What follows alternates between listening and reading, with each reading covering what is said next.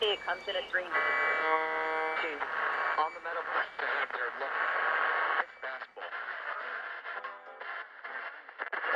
For the next 24 hours, over Nova Scotia. Job lost and previously. Moved down rather rapidly, accompanied by winds of light gale force. Maximum temperature 66, minimum 48. This weather report comes to you from the Government Weather Bureau. We now take you to the Meridian Room in the Hotel Park Plaza in downtown New York, where you will be entertained by the music of Ramon Raquel and his orchestra.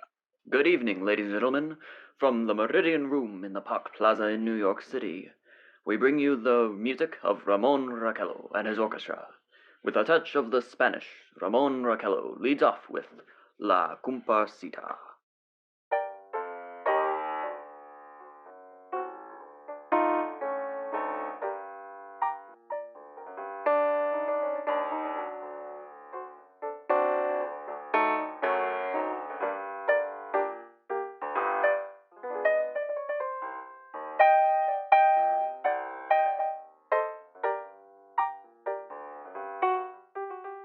Ladies and gentlemen, we interrupt our program of dance music to bring you a special bulletin from the Intercontinental Radio News. At 20 minutes before 8 Central Time, Professor Farewell of the Mount Jennings Observatory, Chicago, Illinois, reports observing several explosions of incandescent gas occurring at regular intervals on the planet Mars. The spectroscope indicates the gas to be hydrogen and moving towards the Earth with enormous velocity. Professor Pearson of the observatory at Princeton confirms Farewell's observation and describes the phenomenon as, quote, like a jet of blue flame shot from a gun. Now, we return you to the music of Ramon Raquel, playing for you in the Meridian Room of the Park Plaza Hotel, situated in downtown New York.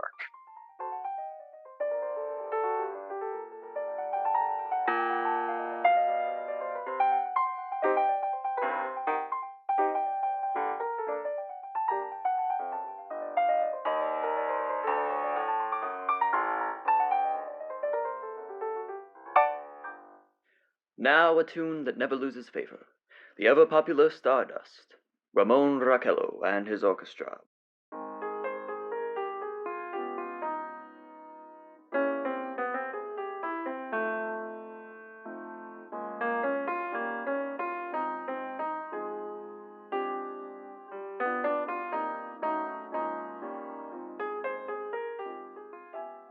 Ladies and gentlemen, following on the news given in our bulletin a moment ago, the Government Meteorological Bureau has requested the large observatories of the country to keep an astronomical watch on any further disturbances occurring on the planet Mars.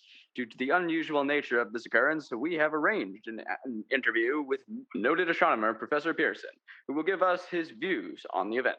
In a few moments, we will take you to the Princeton Observatory at Princeton, New Jersey. We return you until to the music of Ramon Raquel and his orchestra.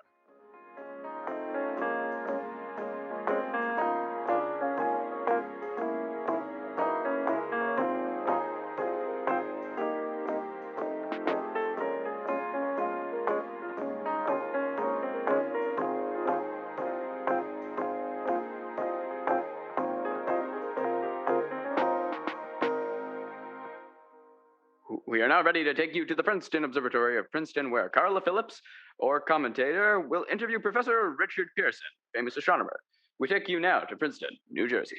Good evening, ladies and gentlemen. This is Carla Phillips speaking to you from the observatory at Princeton. I am standing in a large semicircular room, pitch black except for an oblong split in the ceiling. Through this opening, I can see a sprinkling of stars that cast a kind of frosty glow over the intricate mechanism of the huge telescope. The ticking sound you hear is the vibration of the clockwork. Professor Pearson stands directly above me on a small platform, peering through a giant lens. I ask you to be patient, ladies and gentlemen, during any delay that may arise during our interview.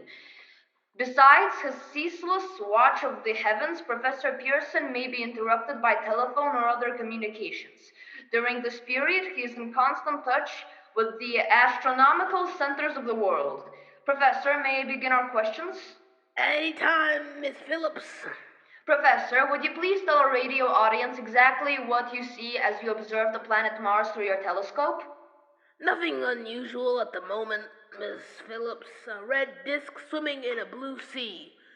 Transverse stripes across the disk, quite distinct now that Mars happens to be the point nearest to the Earth in opposition, as we call it. In your opinion, what do these transverse stripes signify, Professor Pearson?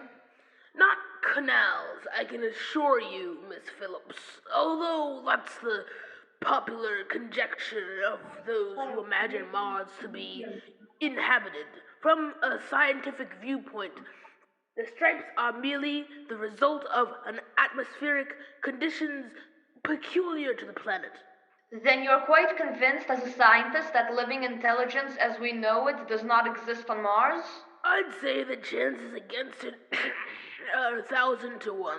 And yet how do you account for those gas eruptions occurring at the surface of the planet at regular intervals? Miss Phillips, I cannot account for it. By the way, Professor, for the benefit of our listeners, how far is Mars from Earth? Approximately 40 million miles. Well, that seems a safe enough distance. Professor, we've got this bell. Just a moment, ladies and gentlemen. Someone has just handed Professor Pearson a message. While he reads it, let me remind you that we are speaking to you from the observatory in Princeton, New Jersey, where we are interviewing the world. Famous astronomer Professor Pearson, one moment please. Professor Pearson has passed me a message which he just received. Professor, may I read the message to the listening audience? Certainly, Miss Phillips. Ladies and gentlemen, I shall read you a wire addressed to Professor Pearson from Dr. Gray of the National History Museum, New York. 9:15 p.m. Eastern Standard Time. Seismograph registered shock of almost earthquake intensity occurring within a radius of 20 miles of Princeton. Please investigate. Signed, Lloyd Gray, Chief of Astronomical Division. Professor Pearson, could this occurrence possibly have something to do with the disturbance observed on the planet Mars? Hardly, Mrs. Phillips. This is probably a meteorite of unusual size, and its arrival at this particular time is nearly a coincidence. However, we shall conduct a search as soon as daylight permits. Thank you, Professor. Ladies and gentlemen, for the past 10 minutes, we've been speaking to you from the observatory at Princeton, bringing you a special interview with Professor Pearson, noted astronomer. This is Carla Phillips speaking. We are returning you now to the New York studio. Ladies and gentlemen, here's the latest bulletin from the Intercontinental Radio News, Toronto, Canada. Professor Morris of McGill University reports observing a total of 3 explosions on the planet Mars between the hours of 7:45 p.m. and 9:20 p.m. Eastern Standard Time. This confirms earlier reports received from American observatories. Now, nearer home comes a special announcement from Trenton, New Jersey. It is reported that at 8:50 p.m., a huge flaming object believed to be a meteorite fell on a farm in neighborhood of Grover's Mill, New Jersey, 22 miles from Trenton. The flash in the sky was visible within a radius of several hundred miles, and the noise of the impact was heard as far north as Elizabeth. We have dispatched a special mobile unit to the scene, and we'll have our commentator, Carla Phillips, give you a word of description as soon as she can reach there from Princeton. In the meantime, we take you to the Hotel Marion in Brooklyn, where Bobby Millett and his orchestra are offering a program of dance music.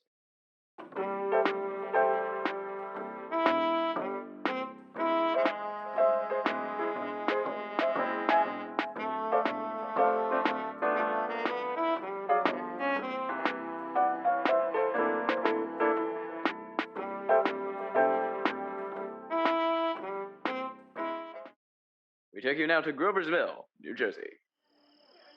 Ladies and gentlemen, this is Carla Phillips again, at the Wilmouth Farm, Grover's Mill, New Jersey. Professor Pearson and myself made the 11 miles from Princeton in 10 minutes. I hardly know where to begin to paint for you a word picture of the strange scene before my eyes, like something out of a modern Arabian Nights. Well, I just got here. I haven't had a chance to look around yet. I guess that's a... Yes, I guess that's the thing directly in front of me, half buried in a vast pit, must have struck with terrific force. The ground is covered with splinters off a tree. It must have struck on its way down. What I can see of it, object itself doesn't look very much like a meteor, at least not the meteors I've seen. It looks more like a huge cylinder. It has a diameter of... What would you say, Professor Pearson? What's that? What would you say, what is the diameter? About 30 yards. About 30 yards. The metal on the sheath is, well, I've never seen anything like it. The color is sort of yellowish white. Curious spectators now are pressing close to the object in spite of the efforts of the police to keep them back. They're getting in front of my line of vision. Would you mind standing to one side, please? While the policemen are pushing the crowd back, here's Mr. Wilmoth, owner of the farm here. He may have some interesting facts to add. Mr. Wilmoth, would you please tell the radio audience as much as you remember of this rather unusual visitor that dropped in your backyard? Step closer, please, ladies and gentlemen. This is Mr. Wilmoth. Well, I was listening to the radio. Closer and louder, please. Pardon me? Louder, please, and closer. Oh, yes, ma'am. Well, I was listening to the radio and kind of drowsing. That professor fellow was talking about Mars, so I was half dozing and half... Yes, Mr. Wilmoth. Then what happened? Well, as I was saying, I was listening to the radio kind of halfway. Yes, Mr. Wilmoth. And then you saw something? Well, not first off. I heard something. And what did you hear? A hissing sound, like... kind of like a 4th of July rocket. Then what? I turned my head out the window and would have sworn I was asleep or dreaming. Yes? I seen a kind of a greenish streak, and then, zingo, something smacked to the ground, knocked me clear out of my chair. Well, were you frightened, Mr. Wilmoth? Well, I ain't quite sure. I reckon I was kind of riled. Thank you, Mr. Wilmoth. Thank you. Wait, want me to tell you some more? No, that's quite all right. That's plenty. Ladies and gentlemen, you've just heard Mr. Wilmoth, owner of the farm where this thing has fallen. I wish I could convey the atmosphere, the background of this fantastic scene. Hundreds of cars are packed in a field in back of us. Police are trying to rope off the roadway leading to the farm, but it's no use. They're breaking right through. Cars' headlights throw an enormous spot on the pit where the objects have buried. Some of the more daring souls are now venturing near the edge. Their silhouettes stand out against the metal sheen. One man wants to touch the thing. He's having an argument with a policeman. The policeman wins.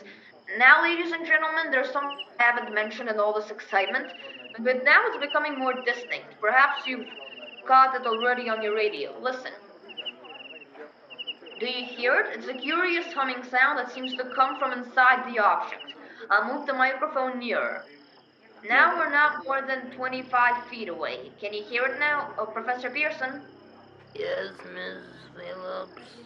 Can you tell us the meaning of that scraping noise inside the thing? Possibly unequal to the cooling of its surface. I see. Do you still think it's a meteor, Professor? I don't know what to think. The metal is causing. It's definitely extraterrestrial, not found on this Earth. The friction with the Earth's atmosphere usually tears holes in meteorite. This thing is smooth, and as you can see, of its cylindrical shape. Just a minute. Something's happening. Ladies and gentlemen, this is terrific. The end of the thing is beginning to flake off. The top is beginning to rotate like a screw. The thing must be hollow. Ladies and gentlemen, this is the most terrifying thing I have ever witnessed. Wait a minute! Someone's crawling out of the hollow top. Someone or something. I can see peering out of the black hole two luminous discs. Are they eyes? It might be a face. It might be... Good heavens! Something's wriggling out of the shadow like a gray snake. Now it's another one and another. They look like tentacles to me. There, I can see the thing's body, but it's large. Large as a bear, and it glistens like wet leather. But that face, ladies and gentlemen, it's indescribable. I can hardly force myself to keep looking at it. The eyes are black and green like a serpent. The mouth is V-shaped with saliva dripping from the rimless lips. It seems to quiver and pulsate. The monster, or whatever it is, can hardly move. It seems to be weighed down by possibly gravity or something. The thing's raising up. The crowd pulls back now. They've seen plenty. This is the most extraordinary experience. I can't find words. I'll pull this microphone with me as I talk. I'll have to stop the description until I can take a new position. Hold on, will you please? I'll be right back in a minute.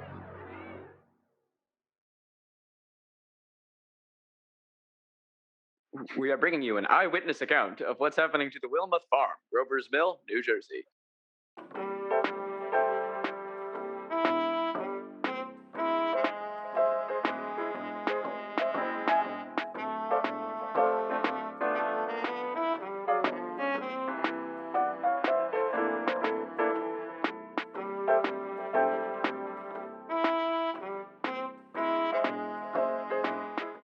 now return you to Carla Phillips at Grover's Mill. Ladies and gentlemen, am I on? Ladies and gentlemen, here I am back at the stone wall that adjoins Mr. Wilmot's garden. From here, I get a sweep of the whole scene. I'll give you every detail as long as I can talk, as long as I can see. More state police have arrived. They're drawing up a cordon in front of the pit, about 30 of them. No need to push the crowd back now. They're willing to keep their distance. The captain is conferring with someone. We can't quite see who. Oh yes, I believe it's Professor Pearson. Well, it is. Now they've parted, the professor moves around one side, studying the object, while the captain and two policemen advance with something in their hands. I can see it now. It's a white handkerchief tied to a pole, a flag of truce. If those creatures know what anything means... Wait, something's happening. A humped shape is rising out of the pit. I can make out a small beam of light against the mirror. What's that? There's a jet of flame springing from the mirror, and it leaps right at the advancing men. It strikes them head on. Good Lord, they're turning into flame. The whole field's caught fire. The woods, the barns, the gas tanks of automobiles, it's spreading everywhere. It's coming this way about 20 yards to my right.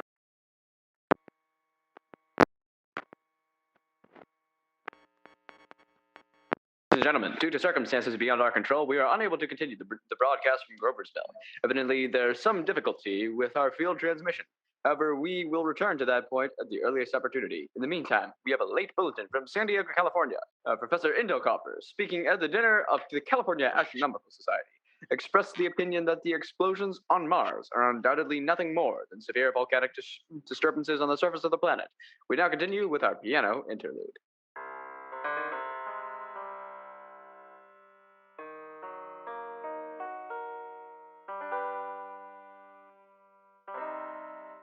Ladies and gentlemen, we have just been handed a message that came in from Grover's Mill by telephone. Just a moment. There we go. At least 40 people, including 6 state troopers, lie dead in a field east of the village of Grover's Mill. Their bodies burned and distorted beyond all possible recognition. The next voice you will hear will be that of Brigadier General Montgomery Smith, commander of the state militia at Trenton, New Jersey. I've been requested by the governor of New Jersey to place the counties of Mercer and Middlesex as far west as Princeton and east as Jamesburg under martial law. No one will be permitted to enter this area except for special pass issued by the state or military authorities. 4 companies of the state militia are proceeding from Trenton to Grover's Mills and will aid in the evacuation of homes within the range of military operations.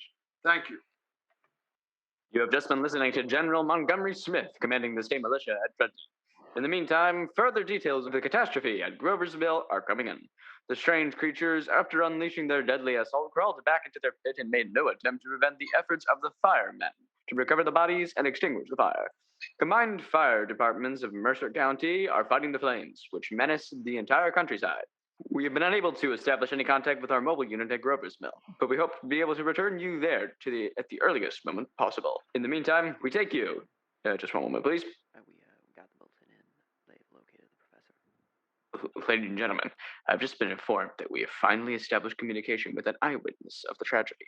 Professor Pearson has been located at a farmhouse near Grover's Mill, where he has established an emergency observation point. As a scientist, he will give you his explanation of the calamity. The next voice you will hear will be that of Professor Pearson, brought to you by direct wire. Professor Pearson. The creatures in the rocket cylinder at Grover's Mill, I can give you no authoritative information, either to their nature, their origin, or their purposes here on Earth and their destructive instrument. I might venture some conjectural explanation for want of a better term. I shall refer to the mysterious weapon as a heat ray. It's all too evident that these creatures have scientific knowledge far in advance of our own. It is my guess that in some way they're able to generate intense heat in a chamber of practically absolute non-conductivity. This intense heat they project in a parallel beam against any object they choose by means of a parabolic mirror of unknown composition. much as the mirror of a lighthouse projects a beam of light. That is my conjecture of the origin of the heat ray. Thank you, Professor Pearson. Ladies and gentlemen, here is a bulletin from Trenton. It is a brief statement informing us that the charred body of Carla Phillips has been identified at a Trenton hospital. Now, here's another bulletin from Washington, D.C. office of the Director of the National Red Cross. Reports 10 units of Red Cross emergency workers have been assigned to the headquarters of the state militia stationed outside Grover's Mill, New Jersey. Here's a bulletin from State Police, Princeton Junction. The fires at Grover Mill and vicinity are now under control. Scouts report all quiet in the pit and no sign of life appearing from the mouth of the cylinder. And now, ladies and gentlemen, we have a special statement from Mr. Harry MacDonald, Vice President in charge of operations. We have received a request from the militia at Trenton to place at their disposal our entire broadcasting facilities in view of the gravity of the situation and the believing that the radio has a responsibility to serve in the public interest at all times. We are turning over our facilities to the state militia at Trenton. Taking now to the field headquarters of the state militia near Grover's Mill, New Jersey. This is Captain Lansing of Signal Corps, attached to state militia now engaged in military operations in the vicinity of Grover's Mills. A situation arising from the reported presence of certain individuals of unidentified nature is now under complete control. The cylindrical object, which lies in the pit directly below our position, is surrounded on all sides by 8 battalions of infantry, without heavy field pieces, but adequately armed with rifles and machine guns. All cause for alarm, if such cause ever existed, is now entirely unjustified. Things, whatever they are, do not even venture to poke their heads above the pit. I can see their hiding place plainly in the glare of the searchlights here. With all their reported resources, these creatures can scarcely stand up against heavy machine gun fire. Anyway, it's an interesting outing for the troops. We can make out their khaki uniforms crossing back and forth in front of the lines. It looks almost like a real war. There appears to be some slight smoke in the woods bordering the Millstone River. Probably fire started by campers. Well, we ought to see some action soon. One of the companies is deploying on the left flank. On quick thrust, and it will be over. Wait a minute. I see something coming to the top of the cylinder. No, it's nothing but a shadow. Now the troops are on the edge of the Wilmot Farm. 7,000 armed men closing in on an old metal Wait, that wasn't a shadow. It's something moving. It's solid metal. Kind of a shield-like affair rising out of the cylinder. It's going higher and higher. It's standing on legs. It's actually rearing up on some sort of metal framework. Now it's reaching above the trees and the searchlights are on it. Hold on! Ladies and gentlemen, I have a grave announcement to make. Incredible as it may seem, both the observations of science and the evidence of our eyes lead to the inescapable assumption that those strange beings who landed in the Jersey farmlands tonight are the vanguard of an invading army from the planet Mars. The battle which took place tonight at Grover's Mill has ended in one of the most startling defeats ever suffered by any army in modern times. 7,000 men armed with rifles and machine guns pitted against a single fighting machine of the invaders from Mars. 120 known survivors. From Grover's Mill to Plainsboro, crushed and trampled to death under the metal feet of the monster, or burned to cylinders by heat ray. The monster is now in control of the middle section of New Jersey and has effectively cut the state through its center. Communication lines are down from Pennsylvania to the Atlantic Ocean. Railroad tracks are torn, and service from New York to Philadelphia discontinued, except routing some of the trains through Allentown and Phoenixville. Highways to the north, south, and west are clogged with frantic human traffic. Police and Army reserves are unable to control the mad flight. By morning, the fugitives will have swelled Philadelphia, Camden, and Trenton. It is estimated to twice their normal population. At this time, martial law prevails throughout New Jersey and eastern Pennsylvania. We take it now to Washington for a special broadcast on the national emergency, the Secretary of the Interior.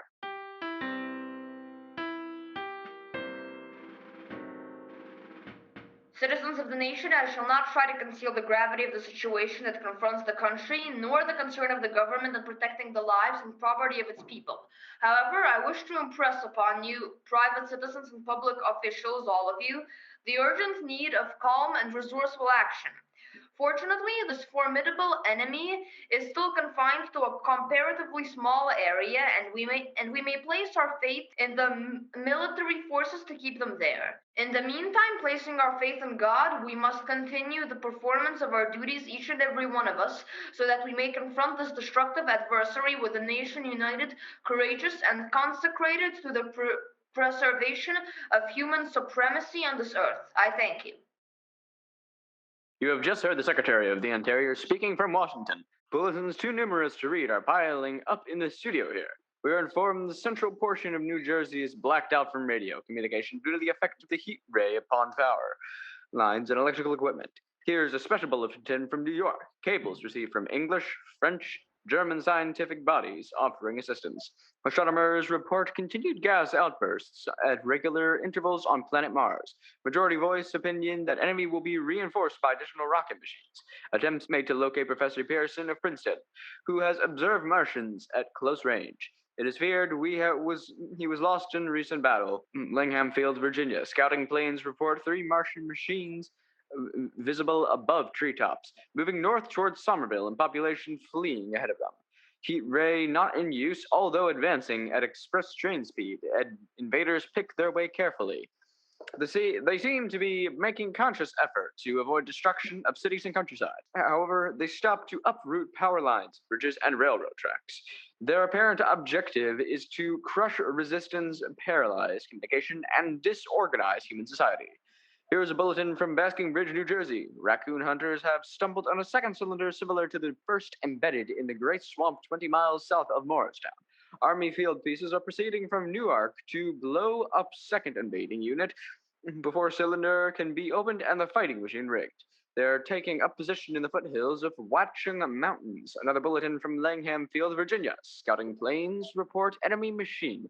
Now 3 in number, increasing speed northward, kicking over houses and trees in their evident haste to form a conjunction with their allies south of Morristown. Machines also sighted by telephone operator east of Middlesex within 10 miles of Plainfield.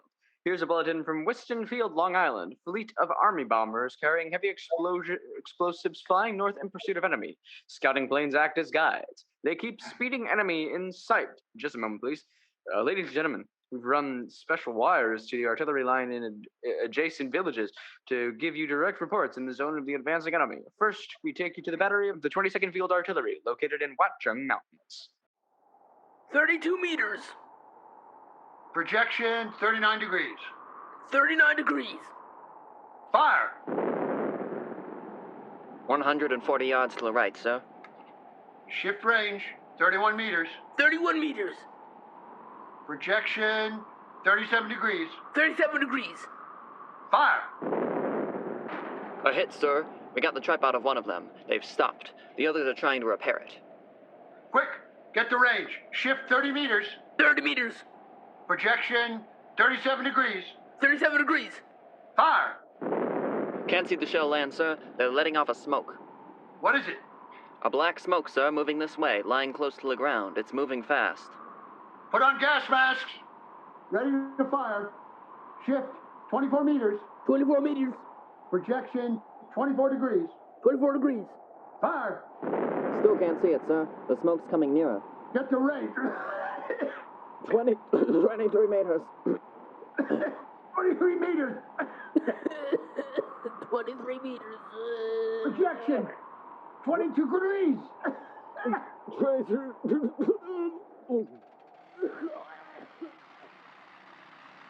Army bombing plane V-843 off Bayonne, New Jersey. Lieutenant Vaught, commanding 8 bombers, reporting to Commander Fairfax Langham Field.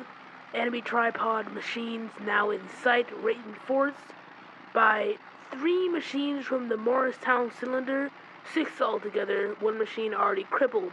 Believe hit by shell from Army gun in Watchung Mountains. Gun now appears silent, a heavy black fog hanging close to the earth. of extreme density, nature unknown, no sign of heat ray. Enemy turns east, crossing Passaic River into the Jersey marshes. Another straddles the Pulaski Skyway. Evident objective is New York City. They're pushing down a high-tension power station. The machines are close together now, and we're ready to attack. Planes circling, ready to strike. 1,000 yards, and we'll be over the first 800 yards, 600, 400, 200. There we go. The giant arm raised. Green flash is spraying us with flame. 2,000 feet. Engines are giving out. No chance to release bombs. Only one thing left. Drop them. Plane and all. We're diving to the first one. Now the engine's gone. 8. Bayonne, New Jersey, calling Langham Field. Come in, please. This is, Langham Field. Go ahead. 8th Army bombers engagement with enemy striped machines over Jersey Flats. Engines incapacitated by heat ray all crashed. One enemy machine destroyed. Enemy now discharging heavy black smoke in direction. This is Newark, New Jersey. This is Newark, New Jersey. Warning. Poisonous black smoke pouring in from Jersey marshes. Reaches South Street. Gas masks useless. Urge population to move into open spaces. Automobiles use routes 7, 23, 24. Avoid congested areas. Smoke now spreading over Raymond Boulevard. 2X, 2L, calling CQ. 2X, 2L, calling CQ. 2X, 2L, calling 8X, 3R. Come in, please. This is 8X3R, coming back at 2X2L. How's reception? How's reception, Kay? Please. Where are you? 8X3R. What's the matter? Where are you?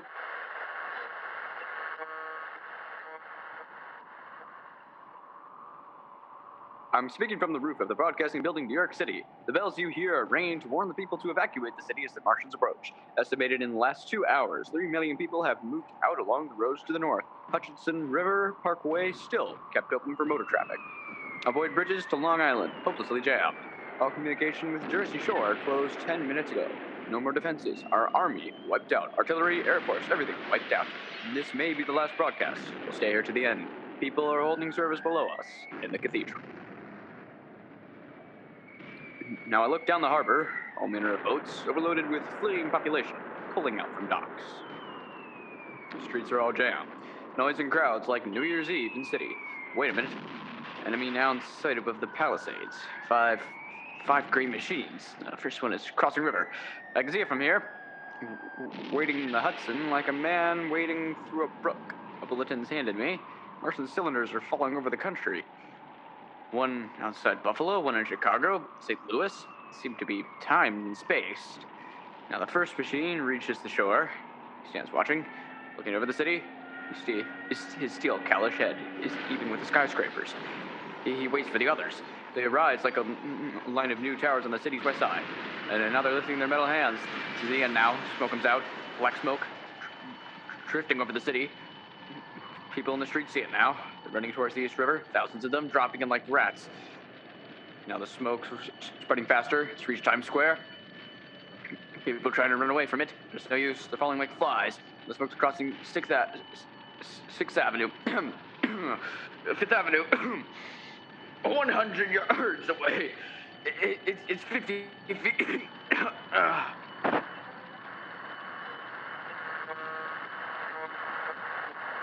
2X2L, calling CQ. 2X2L, calling CQ.